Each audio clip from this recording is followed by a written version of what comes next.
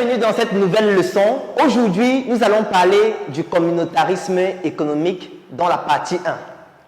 Le communautarisme économique, c'est une notion extrêmement importante à comprendre et c'est une notion qui est utilisée dans tous les pays du monde qui se sont développés économiquement. L'Afrique et le Cameroun en particulier restent les seuls pays à ne pas vouloir utiliser ces principes de base en économie afin de pouvoir se développer de façon efficace.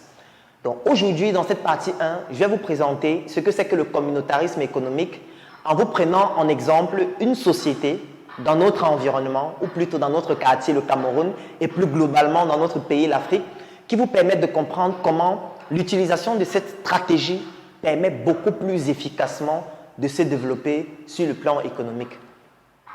En 2015, une étude a été réalisée au Cameroun afin de pouvoir comprendre quelles sont les régions les plus développées et les régions les moins développées. Et cette étude a permis de mettre en évidence deux éléments extrêmement importants. La région la plus développée du Cameroun était la région de l'Ouest et la région la moins développée était la région du Sud. Et pour aller plus loin, il était question de comprendre maintenant qu'est-ce qui explique le fait que la région de l'Ouest soit plus développée sur le plan économique par rapport à la région du Sud. Je tiens à préciser que ça n'a rien à voir avec l'intelligence. Ce n'est pas parce que ceux de l'Ouest sont plus intelligents, ça ce sont des balivernes. Ce n'est pas parce qu'ils sont plus beaux, ce n'est pas parce qu'il y a un endroit où les gens ont une capacité à travailler plus que les autres. Ça n'a rien à voir avec tout ça. Le seul élément qui a été retrouvé sur le plan statistiquement significatif et qui explique pourquoi la région de l'Ouest est plus développée que la région du Sud, cet élément, c'est la préservation de la culture. Vous allez me poser la question, comment est-ce que la préservation de la culture peut transformer une région sur le plan économique et pousser cette région à être plus développée économiquement qu'une autre région? Et là, je vais donc vous expliquer en vous prenant un exemple. La préservation de la culture permet de maintenir, ou plutôt d'installer, un principe de société sous forme d'une pyramide. Ici, je vais représenter ça avec un triangle, tout simplement pour que ce soit tout facile à comprendre. Alors, au sommet, nous avons un chef. Parce que dans la culture, notamment des peuples de l'Ouest, le chef est plus respecté que le président de la République. Il y a des régions de l'Ouest Cameroun où le chef, en tout cas il y a des régions où on ne connaît même pas le président, parce que la seule personne qui a autorité, c'est le chef du village. Parce que dans le système pyramidal de l'organisation sociétale de ces régions, sur le plan culturel, le chef traditionnel est au sommet de la pyramide. Et dans les principes culturels, on s'est rendu compte qu'il était important que le chef soit respecté. Parce que si le chef n'est pas respecté, personne ne va vouloir appliquer ce que le chef demande de faire.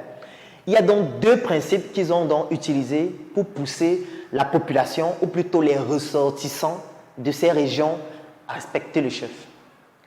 La première chose, c'est l'argent.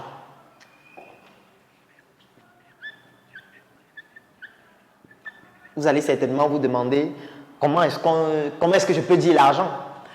L'argent, c'est le seul langage qu'on comprend dans notre société. Nous sommes dans une société qui est devenue purement capitaliste et dans laquelle il n'y a que l'argent que les gens comprennent. Quand vous n'avez pas d'argent, vous ne pouvez pas être respecté. On ne respecte que ceux qui ont l'argent. J'aime toujours prendre l'exemple avec les Asiatiques, notamment les Chinois, qu'avant on appelait les jaunes. Aujourd'hui, l'expression les jaunes a totalement disparu parce que désormais, les Chinois ont de l'argent et ils ont de l'influence. Laissons même les Chinois, allons dans votre famille. Observez dans votre famille ceux qui ont de l'argent et ceux qui n'en ont pas. On ne respecte que ceux qui ont de l'argent. Même lorsque dans une famille, c'est le plus petit, c'est-à-dire le cadet qui a plus d'argent, lorsqu'il y a un deuil par exemple, on attend que le cadet arrive. Même s'il est à l'étranger, on va attendre 2 mois, on va laisser le corps à la mort. Parce qu'il va falloir que ce cadet-là vienne dire comment ça va se passer. Parce qu'il a de l'argent. On ne respecte que ceux qui ont de l'argent. Et étant donné qu'ils avaient donc compris ce principe sur le plan culturel, ils ont donc décidé de mettre sur pied un principe qui va permettre à ce que le chef traditionnel puissent avoir de l'argent. Et je vais prendre un exemple avec un village. Je ne vais citer aucun village pour ne pas stigmatiser. Il y a un village récemment où on a intronisé un chef à l'ouest du Cameroun. Et dès qu'on a fini d'introniser le chef, les élites du village ont mis à la disposition du chef 2 véhicules Prado totalement neufs. Ces différents véhicules d'une valeur de 80 millions chacun des véhicules. Pourquoi? Et ça, c'est quelque chose parmi tant d'autres choses qu'on met à la disposition du chef, parce qu'il faudrait que les populations comprennent que sur le plan économique, le chef n'a pas de problème sur le plan économique, donc c'est un facteur par lequel on respecte le chef. Deuxième élément qui a été mis en exergue pour qu'on respecte le chef, c'est ce que je vais appeler les principes magiques. Les principes magiques, je préfère appeler ça comme ça. Pourquoi? Parce que lorsqu'on intronise un chef à l'ouest du Cameroun, il va aller pendant un certain temps dans certaines régions ou dans certains villages, ça s'appelle le Lakam. Ça veut dire qu'il sera intronisé par certains notables et certains anciens. Et on fait comprendre à la population que pendant cette phase d'intronisation-là, en fait, on est en train de lui donner les pouvoirs sacrés. On est en train de transformer et de lui donner toute l'onction du village afin qu'il puisse avoir un impact sur tous les ressortissants du village, même à distance. Et quand le chef sort donc de là, toute la population comprend que désormais, le chef a des pouvoirs magiques. Si le chef te demande de faire quelque chose et tu ne le fais pas, il a la possibilité d'avoir un impact sur ta vie, même à distance. Et c'est dans ces principes-là souvent qu'on fait comprendre que le chef peut te lancer la foudre. Il y a des notables qui viennent juste après le chef, qui ont la possibilité de faire pousser des plantains en une seule journée. Les plantains commencent à mûrir, on commence à manger. Et la population comprend que, attention, le chef et les notables, désormais, ont un certain pouvoir sur nous. Si on ne respecte pas ce qu'ils nous demandent de faire, on peut subir une malédiction.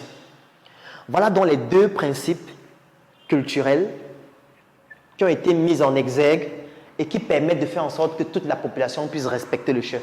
Bien évidemment, il y a beaucoup d'autres principes, mais j'ai voulu retenir les 2 principaux. Mais dans la région du Sud, dans laquelle j'ai fréquenté, parce que j'ai été à l'internat au lycée classique et moderne de Bolova pendant 4 ans, au sud du Cameroun, le chef n'est respecté par personne. Le chef n'a pas la possibilité de dire quelque chose à un ressortissant du village jusqu'à y respecter. Parce que non seulement le chef n'a pas suffisamment d'argent, et en plus, personne ne reconnaît en le chef des pouvoirs magiques, s'il faut le dire de façon beaucoup plus simple. Alors, ces 2 principes donc poussent le chef dans les régions de l'ouest du Cameroun à pouvoir mettre sur pied un principe communautaire qui est extrêmement puissant. Je vais vous donner un exemple avec une région ou plutôt un village. Bien évidemment, je ne vais pas citer de village pour ne pas stigmatiser, parce que ce qui est plus important, c'est le principe de fonctionnement du communautarisme économique qu'il est important d'appliquer. Alors, dans ce village, ils se sont rendus compte que les ressortissants du village se retrouvent là. Et ils ont très vite compris que pour que le village puisse se développer économiquement à travers un principe communautaire, il faudrait que la population soit beaucoup plus grande. Parce que plus on est grand et plus les échanges sont importants et volumineux et plus on peut gagner de l'argent. Donc, un autre principe, c'est lequel? C'est qu'il faudrait que le chef puisse servir d'exemple. Et le chef doit servir d'exemple pour pouvoir inciter la population à pouvoir s'agrandir rapidement. Et pour ça, le chef doit avoir plusieurs femmes. C'est la raison pour laquelle dans les régions de l'Ouest, tous les chefs ont plusieurs femmes. Il y a des chefs qui ont 10, 20, 30 femmes, parfois beaucoup plus, et beaucoup d'enfants. Et qu'est-ce que ça entraîne dans la population? Ça se transforme comme étant un reflet de l'attitude qu'il faudrait adopter. C'est la raison pour laquelle c'est l'une des régions du Cameroun où les femmes font le plus d'enfants. Moi, par exemple, je viens d'une famille où nous sommes 8. Moi, je connais des personnes qui sont 11, 12, 13, et là, je parle d'une seule femme. Ça veut dire que quand nous sommes dans les foyers polygamiques, moi, j'ai des oncles, j'ai des cousins qui sont dans des familles où il y a 22, 30, 40 enfants. Bien évidemment, lorsqu'il y a 40 enfants dans une famille, les échanges économiques sont plus importants qu'une famille où il n'y a que 2 enfants ou 3. Ça, c'est la deuxième chose.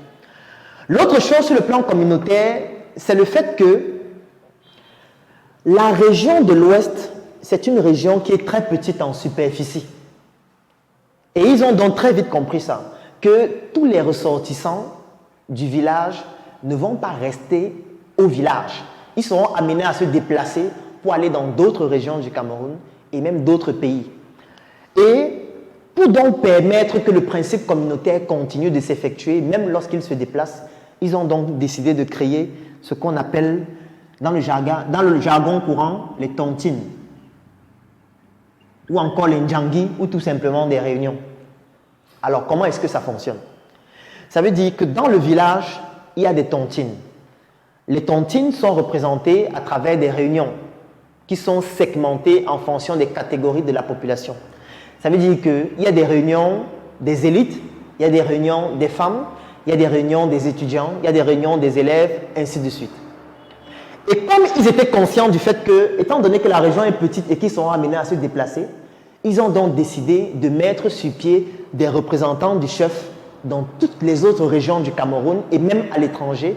Et qu'est-ce qui se passe donc? Ce qui se passe, c'est quoi? C'est que dans la ville de Yaoundé, par exemple, tous les ressortissants de ce village qui seront dans la ville de Yaoundé vont créer des tontines. Dans la ville de Douala, ce sera exactement la même chose. Des tontines. À Paris, ce sera exactement la même chose. À Berlin, ce sera exactement la même chose. À Ebolova, ce sera exactement la même chose. Ainsi de suite. Et comme je l'ai expliqué, les tontines sont segmentées en fonction des catégories de la population, des ressortissants du village. Qu'est-ce que ça veut dire? Ils ne comprennent plus l'essence de la tontine, que j'ai décidé de créer une tontine afin de pouvoir vous offrir l'opportunité de pouvoir y participer. Cette tontine est dans un groupe que j'ai créé qui s'appelle le Claudel Numbissier Business Group. C'est un groupe que j'ai créé dans lequel nous parlons opportunités d'affaires, nous parlons business, nous faisons des retours sur expérience. Chaque jour dans le groupe, je fais une chronique business où je parle d'un secteur d'activité, où je parle d'une astuce qui vous permet de pouvoir mieux gérer vos activités si vous êtes un entrepreneur, mieux gérer vos études si vous êtes un élève ou un étudiant, ou alors tout simplement mieux gérer votre argent si vous êtes un fonctionnaire ou un employé. Et dans ce groupe, nous faisons donc une tontine structurelle qui va commencer au mois de janvier 2022. Actuellement, dans le groupe, nous avons déjà 80 membres. Et en janvier 2022, nous allons commencer avec la tontine structurelle. Donc aujourd'hui, je vous offre l'opportunité de pouvoir participer à ce groupe, le Claudel Numbissier Business Group. Donc si vous souhaitez participer au Claudel Numbissier Business Group dans lequel nous allons faire dans une tontine structurelle, dont vous allez avoir beaucoup plus de détails dans le groupe parce qu'il y a certaines informations qui sont confidentielles que je ne peux pas donner dans ce direct, vous écrivez en commentaire « Je souhaite participer au Claudel Numbissier Business Group » ou alors « Je souhaite rejoindre le Claudel Numbissier Business Group ».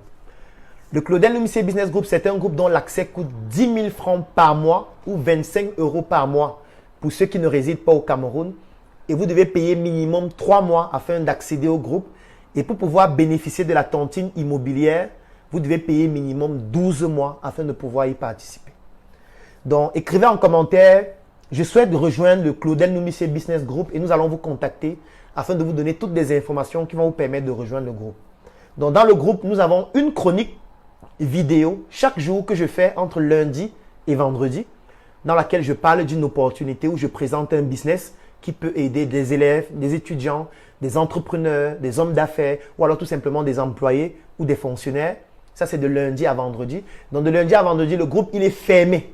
On ne parle pas. Ce n'est pas un groupe dans lequel vous allez venir voir 2000 messages, 5000 messages. Les gens qui envoient les prières, les gens qui envoient des actualités, les gens qui disent « aidez-moi », les gens qui disent « non, non, non ».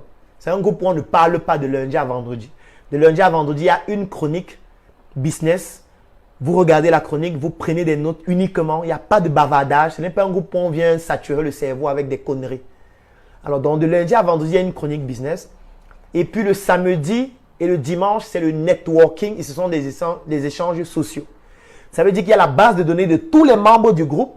Base de données dans laquelle on a les noms, on a les numéros de téléphone, on a les villes, on a les pays, on a les professions, on a l'expérience de chacun, on a le secteur d'activité dans lequel chacun est.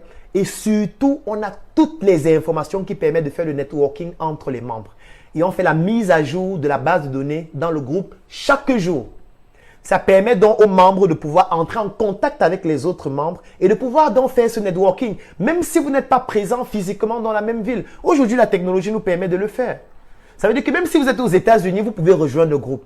Même si vous êtes en Chine, vous pouvez rejoindre le groupe. Même si vous êtes au Japon, vous pouvez rejoindre le Claudel Noumissier Business Group. Qu'importe l'endroit du monde à partir duquel vous vous retrouvez, vous pouvez rejoindre le Claudel Noumissier Business Group et bénéficier donc des chroniques chaque jour, des opportunités de business, du networking, du partage d'expériences et surtout de la tontine structurelle que nous allons commencer en janvier 2022. Donc, comme je le disais, actuellement, nous sommes déjà 80 personnes dans le groupe. Nous avons lancé le groupe, ça fait 3 semaines, 7 semaines.